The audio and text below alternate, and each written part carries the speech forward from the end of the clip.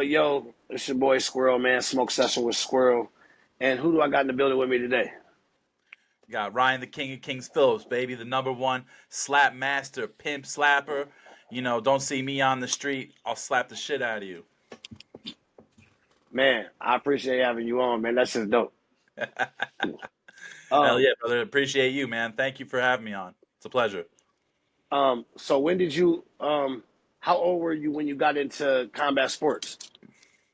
Well, um, we'll just say 1993 was probably my first taste, so about like 9 or 10 years old. My dad was he's a big combat person. He was a bad dude. He worked for some pretty powerful people and was friends with powerful people, mainly a lot of Italians. So you can see where I'm going with that.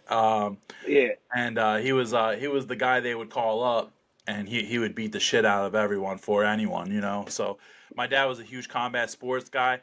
He also was he was like an anti-hero, you know what I mean? But he had one of those cheater boxes, the cable cheater boxes that it's called like the D Scrambler, and it would get all the pay-per-view All the channels. pay-per-views and shit. Yeah. Yeah, for free. I don't know if I should be saying this, but but Oh yeah, um they don't make those no more. You're good. yeah, I know, right? But we would watch. We literally watched, like, I watched UFC one live with my dad, and then we would watch all the UFCs. We were big into pro wrestling too. But I would say, I was a wrestling fan myself. Yeah. hell yeah, you can't no. I think everyone was a wrestling fan when they were younger, man. You can't Oh yeah, deny. everybody liked some wrestling at some point. You know what I mean? Yeah, it touched your life somehow. So, but I think around same time around that age, I actually joined Taekwondo. I went to a JH Kim karate because they put me in martial arts because I would always get into fights at school. Eventually, they made my mom the permanent lunch aide for the year to keep my ass out of trouble. So they were like, "Well, if he likes to fight, put him in Taekwondo." And it was cool, but I got to like blue belt, and then there was something about it. It just wasn't like they wouldn't let me do any spinning moves, and I wasn't able to, like, kind of like go ham, I guess you could say. So I eventually dropped that, and then I got into Muay Thai, with my buddies who are trained in Muay Thai. Shaolin Kung Fu. There was a trainer that used to train us in Shaolin Kung Fu. Um, and then beyond there, I just progressed. I went to strong style, learned boxing and MMA in strong style. MMA, which is most famously known for Stipe Miocic, baddest man in the world. And Steve is crazy.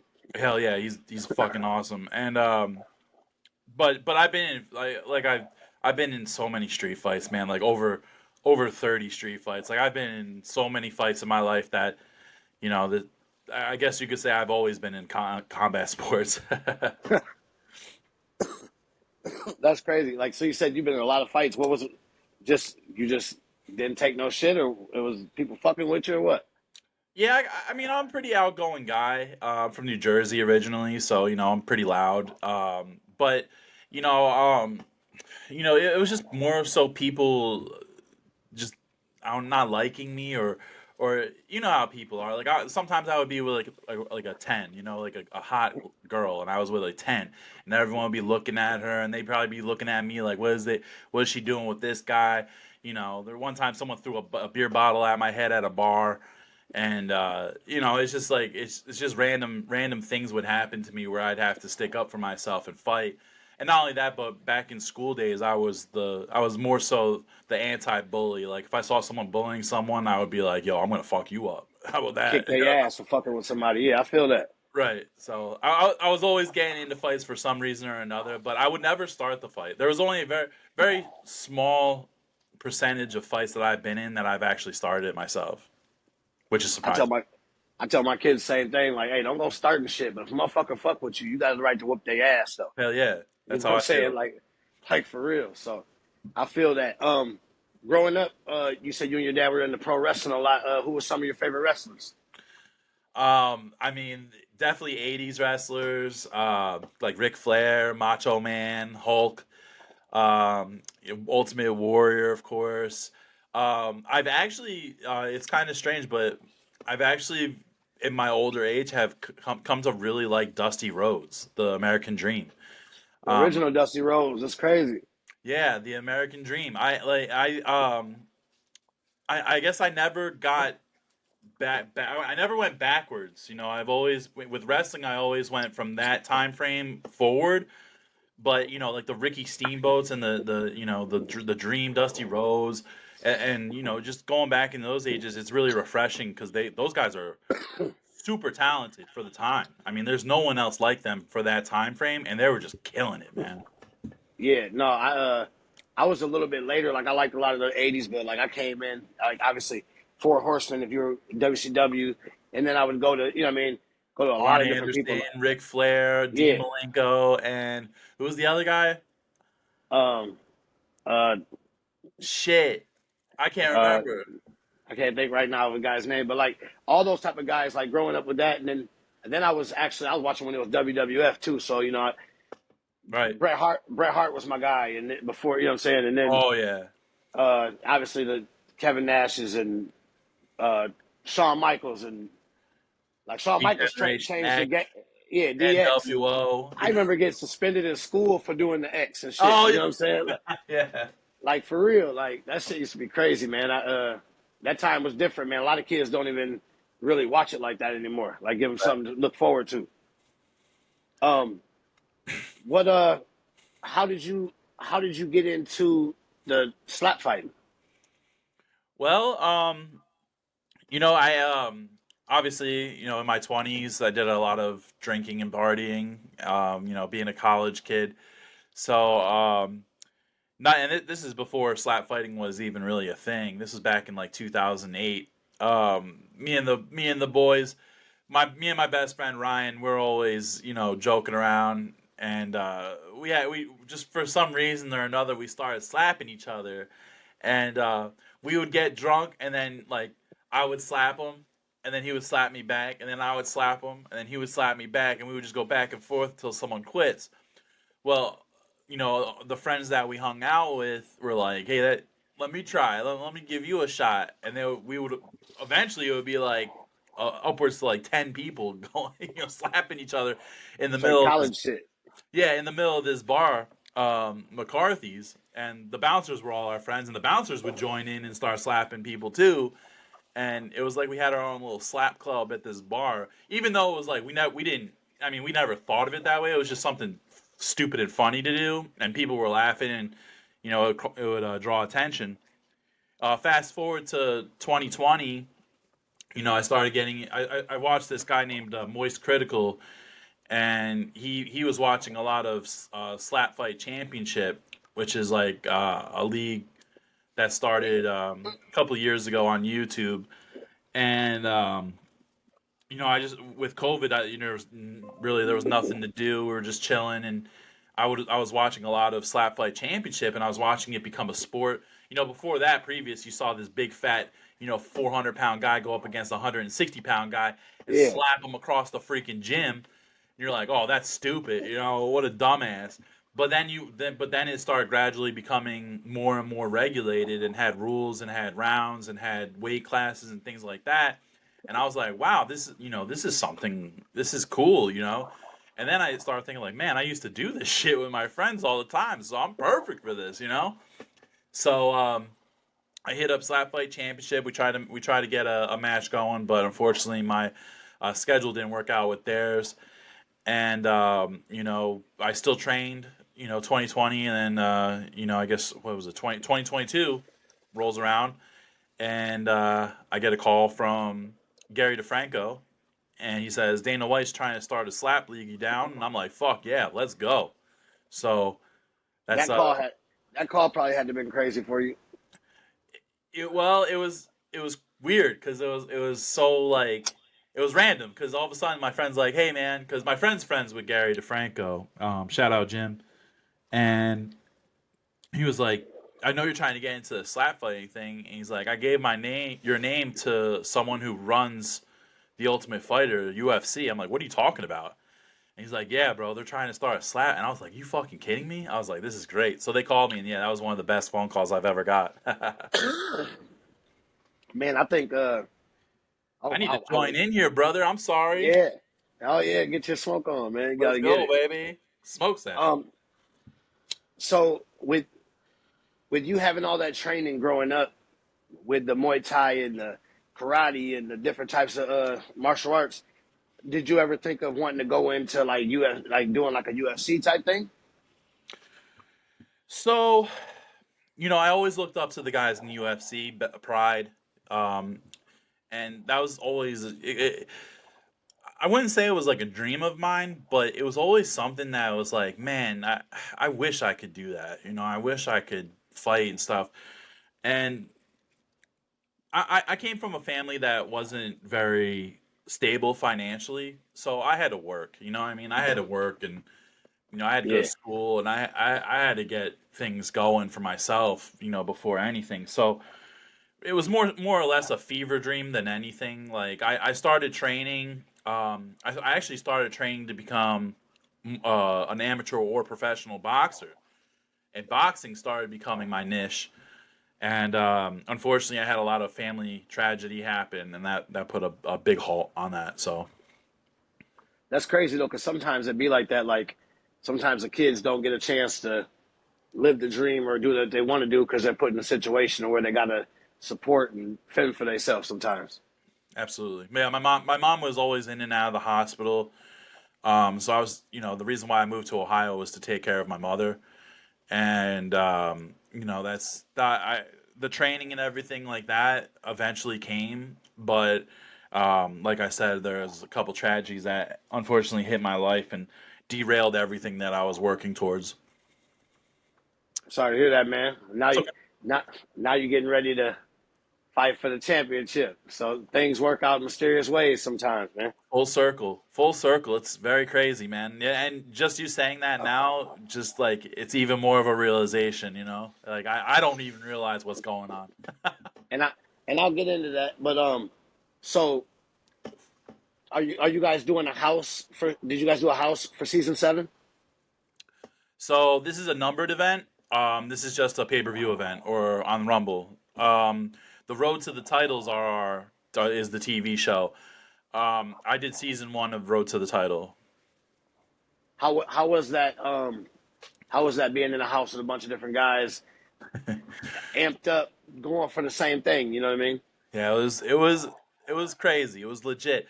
Um, the only thing is that we all knew each other because we all had to fight on a different card that wasn't even announced. Like no one knew this was even going on at one point. We had to sign NDAs where we couldn't talk about it. Because I've been doing this for 2 years now, but all you guys, the fans, have only seen about a year of this. So we've been doing this for 2 years. We had a qualifying event that was basically no rules. Was probably one of the worst, not worst, but it was definitely a crazy event.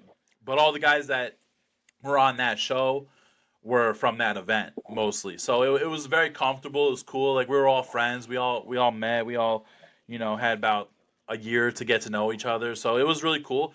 But at the same time, it was ferocious, man. There was a lot of dogs in that house. They're trying to eat, and it's kill or be killed. You had to survive. It was really strenuous on your brain, very taxing and stressful, and it was it was a great time, but it was a bad time. I don't know if that makes any sense. So so going from season 1 coming into it being a brand new thing, did you think that it would turn out to be what it is now? Because Yeah, I still do think that it's still the very early process of it.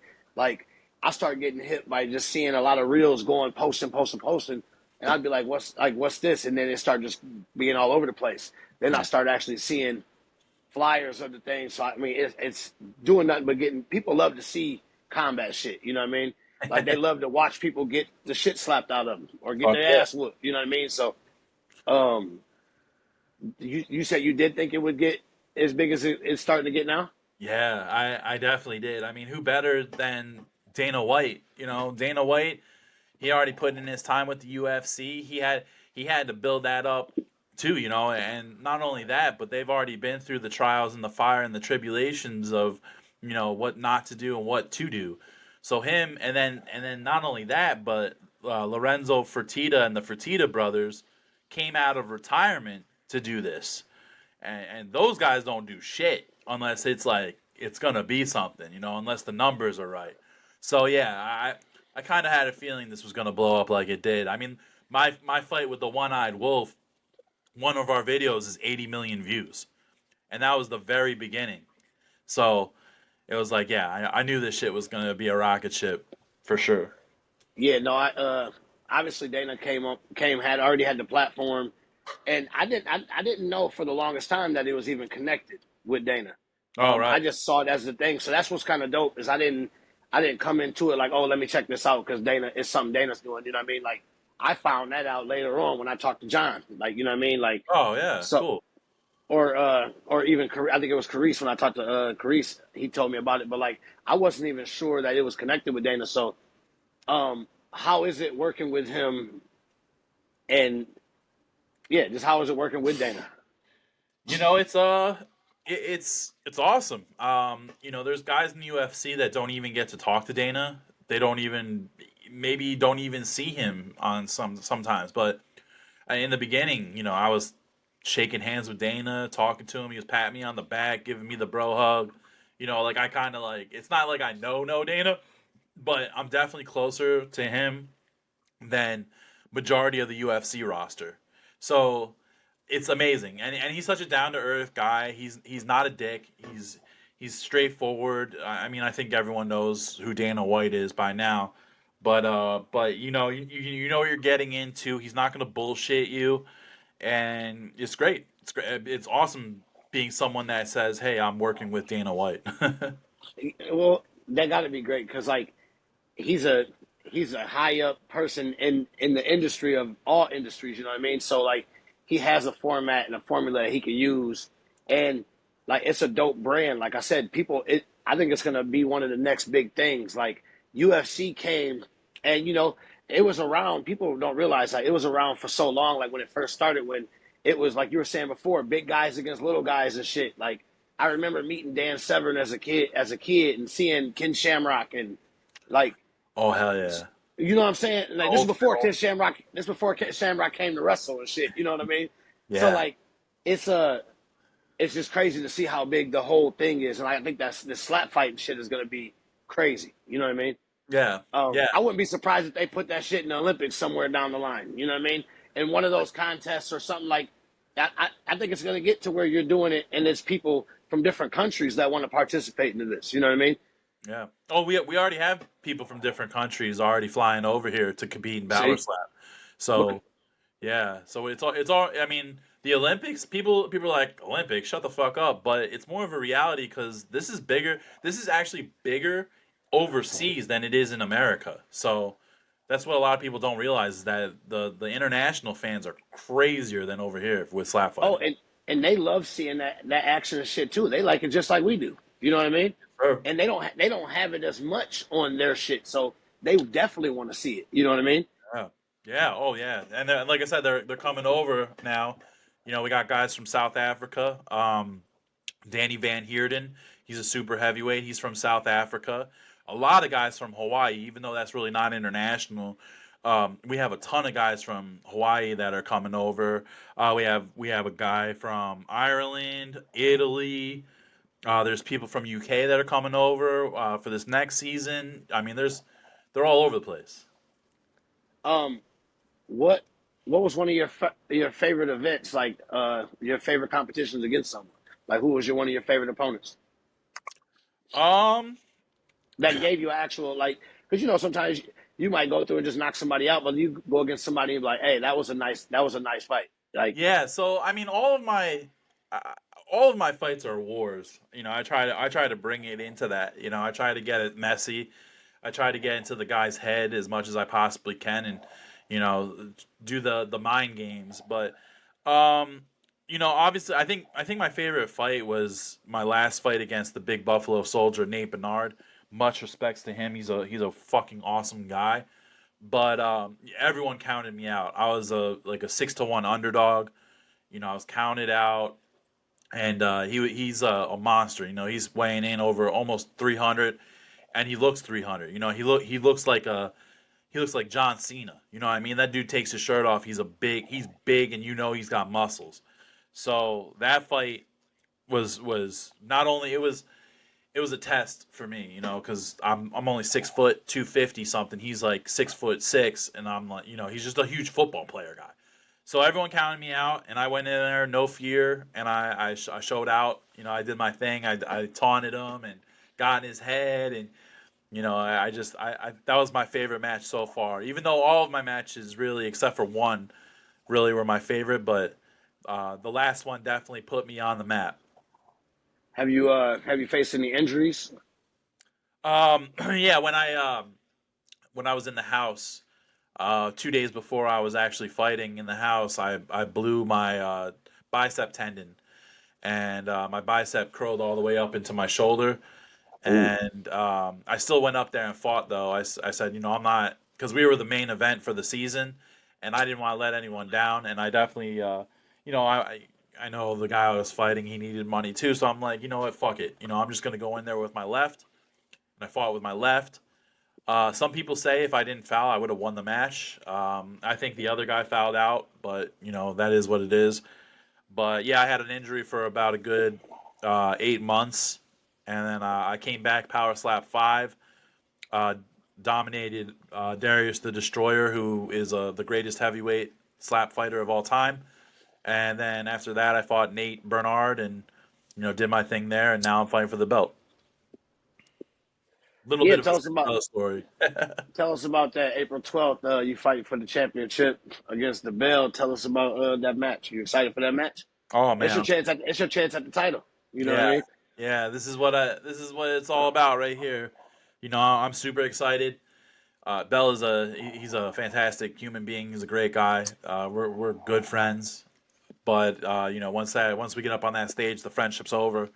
So I got the coin toss, so I'm striking first. I think it's gonna end either first round knockout or second round knockout, because my Hell striking yeah. is filthy. My I call my right hand the soul slicer, and it's just gonna take his soul. So I don't see it going very far. Although I prepared for a 5 round war, because championship fights are 5 rounds, and I do hope it goes 5 rounds. The more action, the better. But if I can get that belt, get the bonus real quick in one or two, I'd like that even more. So hopefully that's what How happens. how is that though? Fighting a friend. I mean, it might not be as much as hard for you as it may be for other guys because you said you grew up doing that shit with your friends. You know what I mean? But like someone you actually know, like you said, you're friends with them and shit. How is that having to fight someone you know? Kind of sucks. I mean, I don't want to hurt him, and that's But when I get on the stage, that's what I'm going to do, is going to hurt somebody. but you want Uh, that belt just like he. You know. Oh yeah, like I'm not worried about that, but it does suck. I mean, it's in my mind. I can't lie about it. The Bell's a great dude. Me and him have a fantastic time. Every time I'm with that guy, it's always laughing and belly laughs for days. But like I said, once I get up on that stage, I don't know how many matches you watch, but every time I go on the stage, I do a ritual where I cut my heart out, and I take it out, and I rip it out, and I rip it in half, and that's when I just lose all control. That's when all my friends are enemies. Everyone in that crowd is my enemy. I'm just seeing red, and I'm ready to fucking hurt somebody. So yeah, unfortunately, the Bell has the belt, so it's gonna be him. Hey, you gotta do what you gotta do, Bell. You better watch out, man. He coming for that belt. Yep.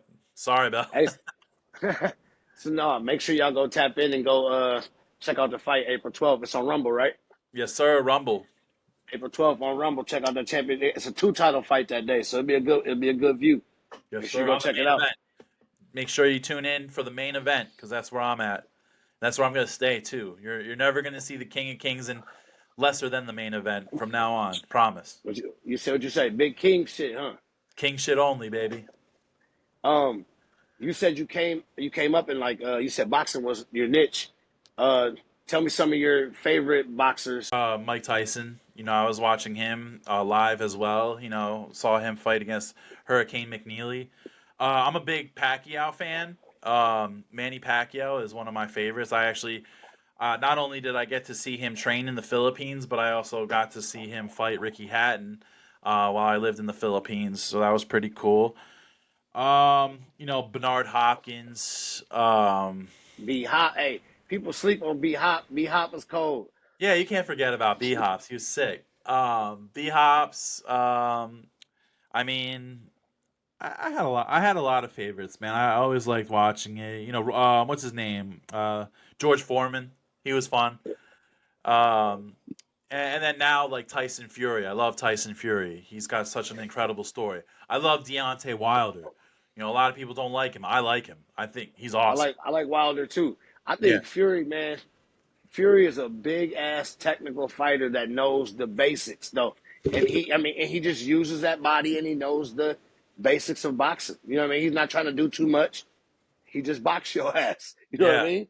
I mean, he murdered the Klitschko's. I mean, you can't deny him. Yeah, Everyone was kind Vladdy Klitschko was my guy. I used to like watching him and shit. And I mean, I know he was older. It was at the end of it, towards the end, but he beat Klitschko ass. he still he pieced him up, and that was surprising because Klitschko was dominant, and watching Tyson do that to Klitschko, I was like, holy shit, this guy's the real deal. And then, fast forward to a couple of years later, now we have him going up against Deontay, and everyone's like, who is this guy? And it's like, you don't want to fuck with this guy. He's got some pretty precise technical boxing. And sure enough, he's on top of the world right now, which is crazy to see after all these years. You being a UFC and like a mixed martial art and a boxing guy. What you think about when he fought Ngannou? I feel like Ngannou won the fight. Um, I don't know. I mean, because I thought knockdowns counted for something. You know what I'm saying in boxing, and he had the only knockdown, and he wasn't bad on his feet. Like he wasn't. It wasn't like Tyson was landing a lot of punches. Like I felt like it was. It was a very close fight. Yeah, I mean, well, that's the thing too. I think everyone forgets is that boxing is per round. So when the knockdown happens in the round, he could have won the round, but that doesn't mean he won the fight. I think a lot of people get that mixed up. Because also, I mean, the same thing with the first Deontay Wilder fight.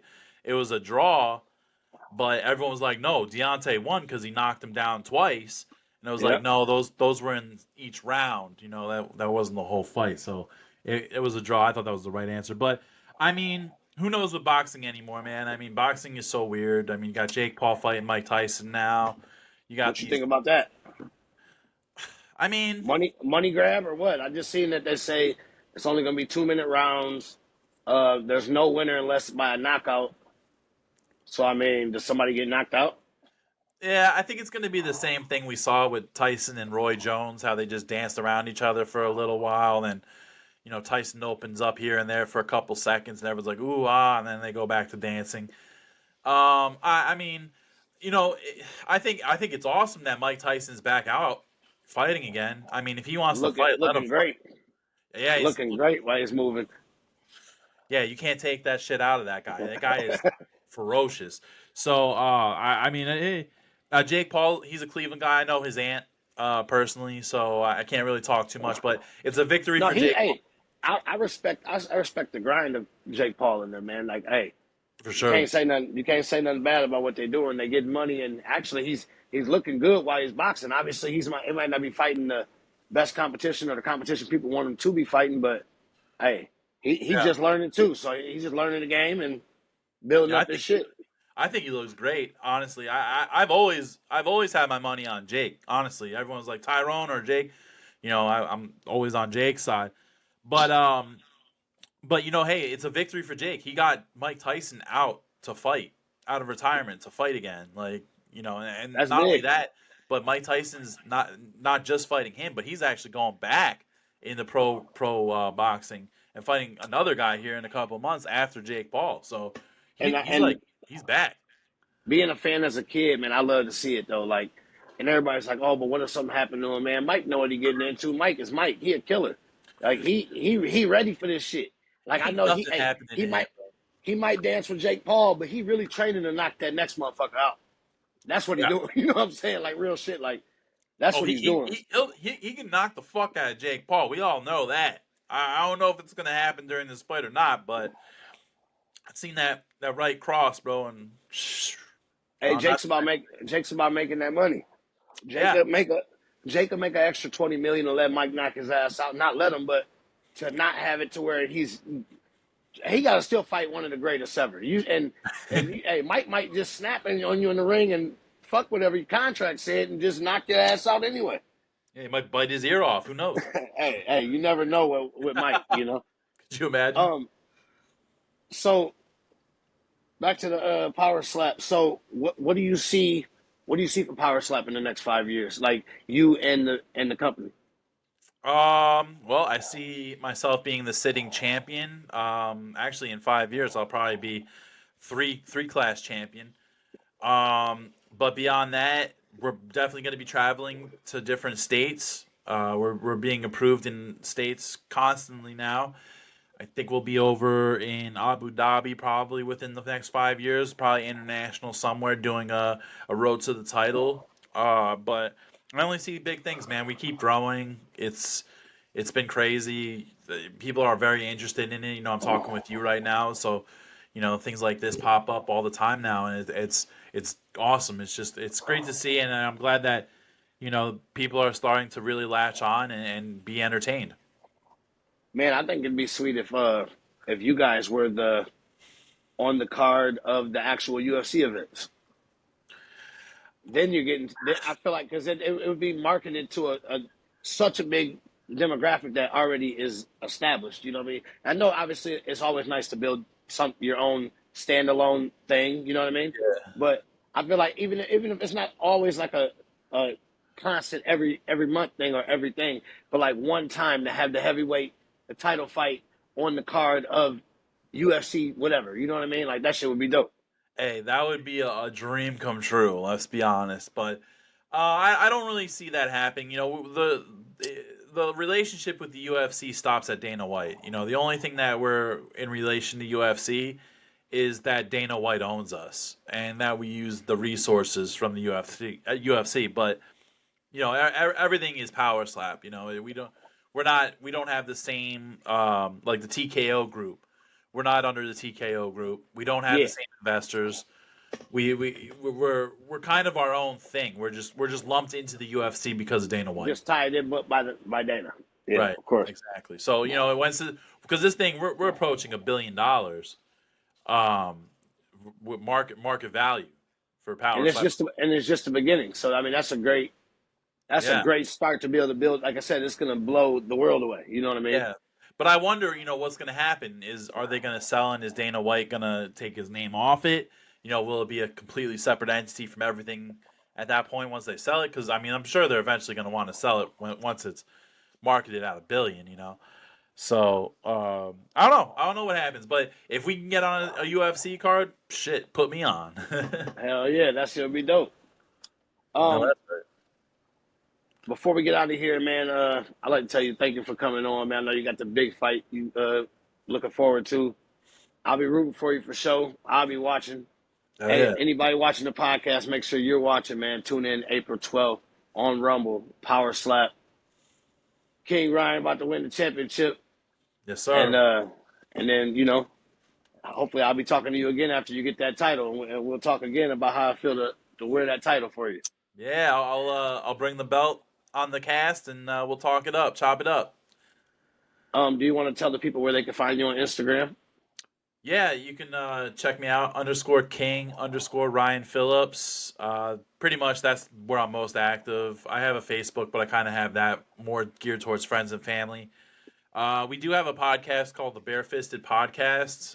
It's kind of on a hiatus right now. The guys really, I don't know, everyone's just doing their own thing, but it's me and three other slap fighters, and we talk about power slap.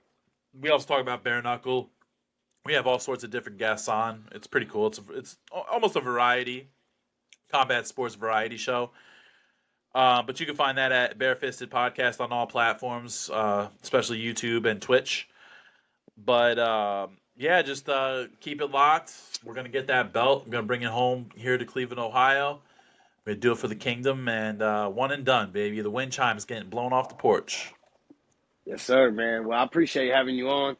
And go check out the Barefisted Podcast. Check out Ryan Phillips. Hey, make sure you're watching April 12th. He about to win the chip. We're out of here. Smoke session with Squirrel. Hell yeah, brother.